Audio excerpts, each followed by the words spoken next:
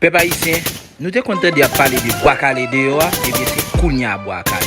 Mes amis, m'baka dit qui voulait bois calé, nous-mêmes n'a va suivre, n'a va tendre.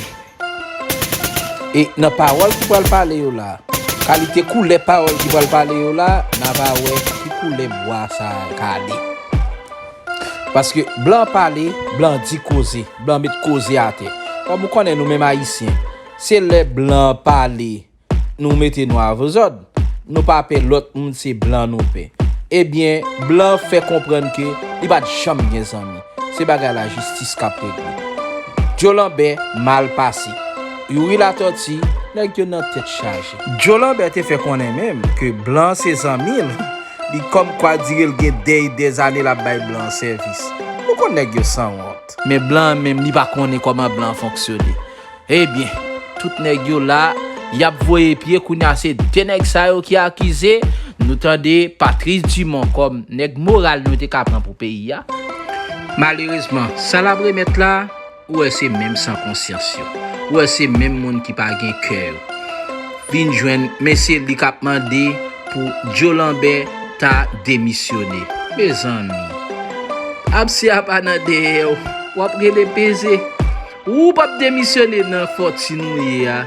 Nan so ya là ou pas démissionner ou nous pas honte ou parler pour faire comprendre que c'est sous Zoom ou croisé avec l'autre sénateur et puis l'argent on prend et tout qui ça n'a fait pour pays a rien pas fait nous pas représenter une merde. Eh bien mes amis, monsieur cap mandé Jolambert pour ta remettre démission. Sami, on connaît que malhonnête, n'est que pas sérieux. S'il nan Sénat, si yo te gen caractère, si yo te gen nan figure, si yo te gen conscience, si peut-être nèg sa yo te gen on famille, on petite, on madame qui te carrelé derrière pour dire yo, papi, ça fait honte. Est-ce que mon employé dans Sénat touché? Non, yo pas touché. Yo gen qu'importe combien de temps là yo pas touché. Mais nèg sa yo a bien passé. Qui te mêlé yo a pays écrasé. Tout à fait, yo a réglé au même. Patrice Dumont fait connaître mois d'octobre là pour toucher. En mois de novembre nous oui. Absi a pas nan de ou après les PC, kounya serré la prélé là, l'a demandé Joe pour Joe ta démissionné, li ka bien besoin président tout. Nous connaît nèg yo souffrent maladie président dans pays ça, tout nèg besoin président, tout nèg besoin vinn voler parce que depuis arrivé dans poste président, c'est toute famille yo tout fait riche. Mes amis, ça nous pas perdre du temps, nous pas le temps de Blanc t'a parlé, k'ap désapprouvé nèg yo et ça pile l'aide là. Blanc mette ni barbecue, li traité de ti vagabond, li mette ensemble avec nèg sa yo. Ou mette tande c'est Yuri la torti, ou mette tande c'est Jolambert, Joseph Lambert, tout c'est mette yo dans même panier. C'est youn k'ap collaborer à l'autre pour détruire pays a. Pays pas pays là. Ou voit comment blanc protéger l'autre. La protéger ça pas même pour lui même mais on connaît nous même haïtiens nous pas responsables. Nous pas jamais responsables. Toute bagaille c'est l'autre monde. Nous camper là c'est blanc pour venir faire pour nous. Eh bien, blanc vient faire bagaille là dans intérêt en nous tendre.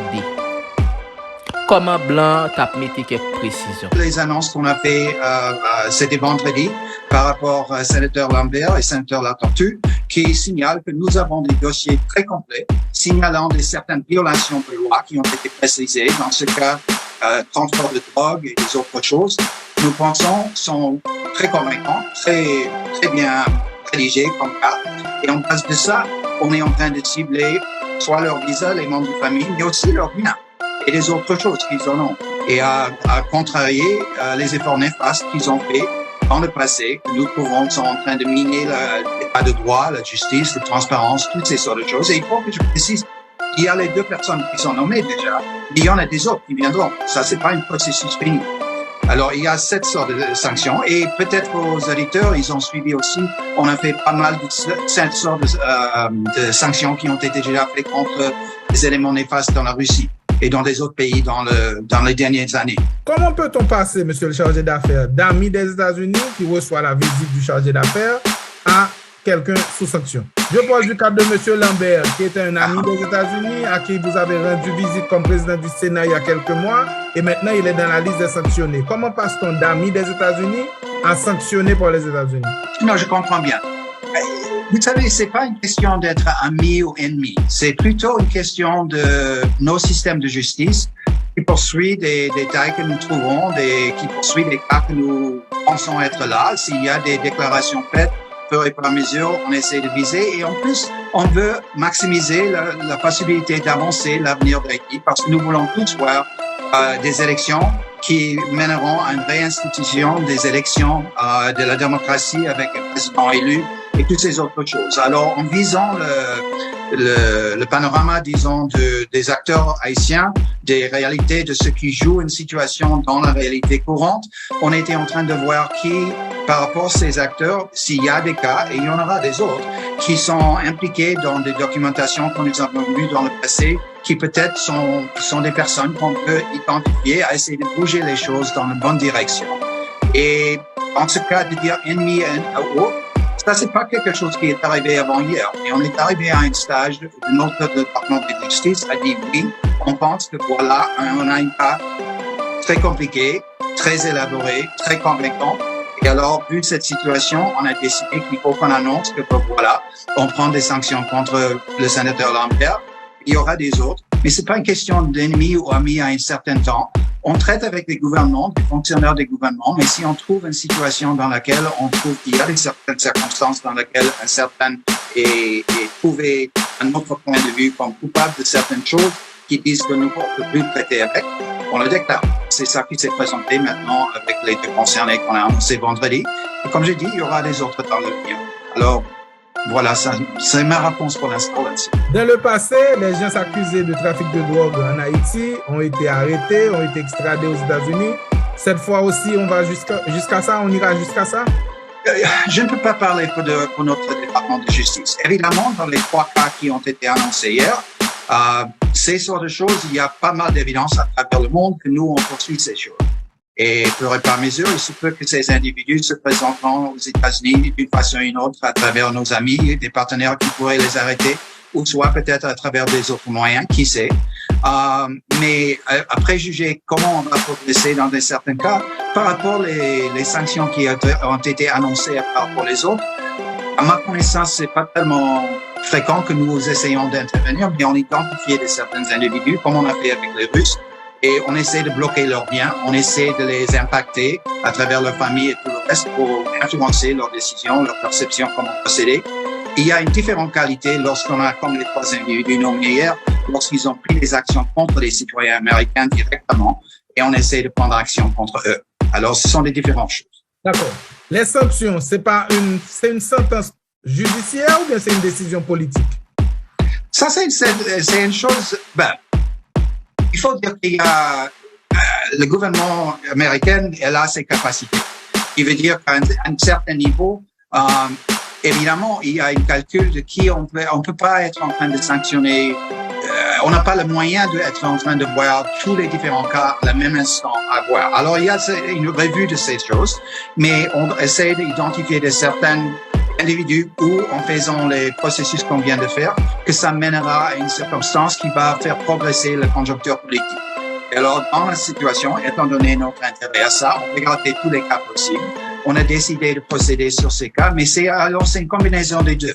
Parce qu'évidemment, même si on avait des inquiétudes par rapport à certains acteurs, s'ils sont des acteurs qui sont propres, qui n'ont pas des choses dont on peut dire que voilà, ils ont fait des choses néfastes en avançant la criminalité, à miner comment dirais-je, l'état de droit, la transparence, à continuer comment dirais-je, à miner la justice dans le système haïtien. Si on trouve que même si ça c'est le cas, s'il n'y a pas des choses criminelles à laquelle on peut pas l'avancer sur le plan judiciaire. Dans ces cas, on a trouvé bien qu'il y avait des raisons légitimes à laquelle on pouvait le faire, et alors on a procédé. Alors c'est un peu des deux. La prolifération des gangs en Haïti est beaucoup liée au fait qu'à partir des États-Unis, on a envoyé beaucoup d'armes et de munitions en Haïti. À un certain moment, il y a eu une déclaration. Les douanes américaines essayaient de contenir l'envoi d'armes illégales vers Haïti. Est-ce que cet effort continue? Est-ce qu'il y a eu des saisies? Est-ce qu'il y a des poursuites aux États-Unis pour ceux qui essaient d'envoyer des armes en Haïti? Absolument. Je reconnais, et c'est malheureux, que la massive majorité des armes illégalement importées en Haïti sont malheureusement de l'origine des États-Unis. Nous, on est en train d'essayer de redoubler nos efforts pour contrôler ce fléau, d'identifier ceux qui sont impliqués dans ce trafic et de faire le nécessaire pour que ces gens soient amenés en justice. Et en même temps, nous sommes en train d'essayer de travailler avec les différents moyens que nous avons en partenariat avec la HNP et aussi avec les autres éléments du gouvernement haïtien à redoubler les efforts à contrôler cela ici de la côté haïtien dès que ces armes sont arrivées ici, soit de les saisir à l'arrivée, soit de pouvoir renforcer les capacités de les ramasser même s'ils sont déjà pénétrés dans le pays. Ça prend du temps, mais c'est une partie des efforts d'engagement que nous poursuivons avec la HNP à l'heure. La situation se dégrade depuis des mois en Haïti. Mais on remarque que ça fait peut-être 8 semaines depuis que les États-Unis changent le ton et changent les initiatives. C'est un changement de politique envers Haïti? Je ne dirais pas oui. En effet, c'est une continuation de la politique. Une grande chose qui a changé, c'est que vu la situation du choléra, vu la situation de blocage du port, qui est quelque chose de neuf par rapport au carburant et les autres choses, le gouvernement en place haïtien a lancé un appel à la communauté internationale pour qu'elle fasse quelque chose pour assister, pour qu'on puisse s'adresser directement à la réalité du choléra qui continue d'ailleurs de se répandre à travers le pays et de pouvoir cibler les choses que le gouvernement haïtien alors n'avait pas la capacité de renverser et changer. Et alors c'est ça qui a changé. C'est pas la politique américaine qui a changé.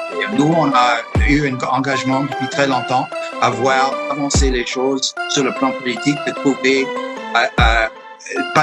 mais d'encourager les acteurs haïtiens à ce qu'ils trouvent un moyen à l'haïtien de s'avancer les affaires politiques. Et nous, on était là et on reste là avec les autres partenaires à accompagner ce processus.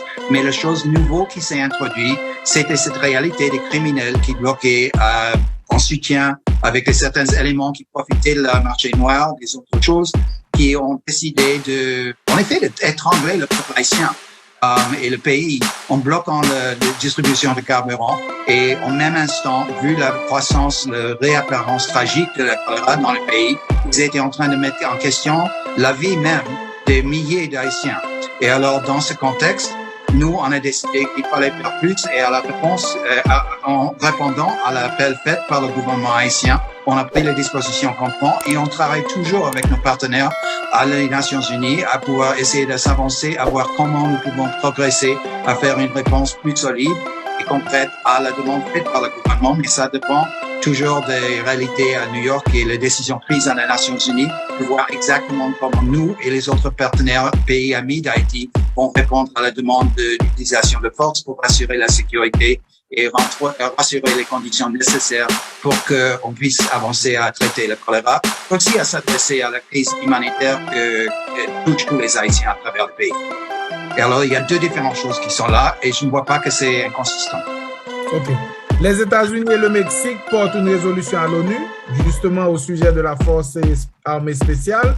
Et après la demande du Premier ministre, à l'ONU, le projet de résolution avance ou bien il est abandonné?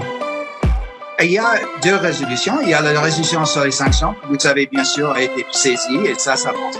Les discussions se déroulent à New York. Je sais qu'il y a des discussions qui se déroulent.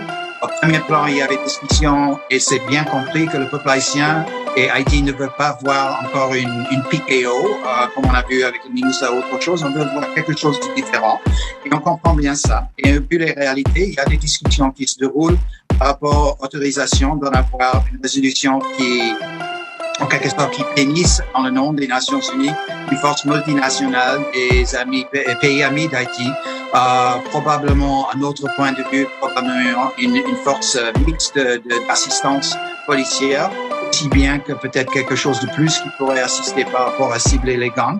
Mais ça reste à voir dès qu'on sache exactement ce que c'est que les Nations Unies vont autoriser, parce que pour nous et les autres partenaires, ça aussi touche sur la question d'exactement quelle sera la réponse. Et jusqu'à ce qu'il y ait cette résolution, on est en train de faire des discussions avec les amis, mais formellement de faire une intervention ou de faire autre chose, ça attend à voir qu'est-ce qui se passera à New York. Et alors ça continue, c'est pas abandonné. Cette résolution, j'espère bien que ça va sortir prochainement et on va voir qu'est-ce que ça va dire alors pour la réponse américaine, aussi bien que la réponse de tous les autres pays partenaires qui veulent assister à Haïti dans cette période de difficulté maintenant.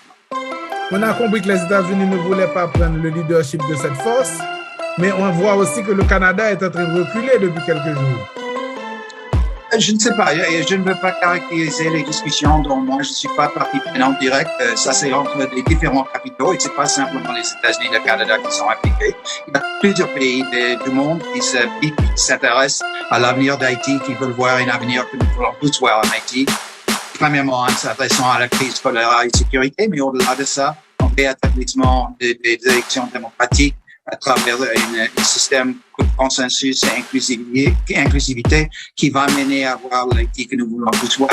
Alors, je ne pourrais pas qualifier exactement comment ça se déroule, mais Canada, après tout, comme on a vu avec notre assistance, a amené les blindés qui ont été achetés par le gouvernement haïtien en main avec nos amis canadiens. On a fait cela. On a fait l'annonce de nos sanctions dernièrement vendredi, main en main avec les Canadiens. Alors, ils sont un grand partenaire ici. Et on continue de discuter avec eux, mais pas simplement eux. Et discuter exactement comment ça se déroule, où ça va finir, ça ne sera pas à moi de le dire à l'instant. Et tout de suite, nous allons entendre lettre Patrice Dumont écrit Joe Lambert pour le demander pour le démissionner. Honorable Président, l'aime considérer Jean crise totale capitale cap ravagé pays vin pire à cause gros frappe diplomatique qui touchait Sénat République là. Moins ouais li normal pour demander démissionner comme président bureau. Démission ça t'a doué permettre tout laïté pour défendre tout règle cherche Jean d'ailleurs ou déclarer ça dans radio plusieurs fois qui donc sans perdre de temps moi fait un coup réel pour me parler de ça à tout l'autre sénateur comme ça il y a tout bord disons pas yo moins qu'on est ou toujours parler en faveur gros principe démocratique yo ça me garantit ou recevoir salutation patriotique moins et qu'est posé tête en place Patrice Dumont sénateur paysan.